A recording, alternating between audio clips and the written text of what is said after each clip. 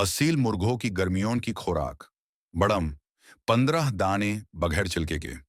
पिस्ता चर दाने 4 मग्ज आधा चमचा चाय वाला। इलायची छोटी 1 अदाद। अंडा 1 अदाद या आधा। मकान तकरीबन सेपुलो ग्राम। चाने भुने हुए 10 से 15 दाने। कली मिर्च 2 दाने। मुरब्बा अमला या मुरब्बा साइब 2 अदाद। मुरब्बा अमला या मुरब्बा साइब सिर्फ उस सूरत में देना है जब मुर्ग तलखी करवाहट जाहिर करे। मुरब्बा अमला को रात को भिगो दें और सुबह उसका पानी निचोड़ लें। रात भर भीगने से उसका शीरा पानी में निकाल आता है।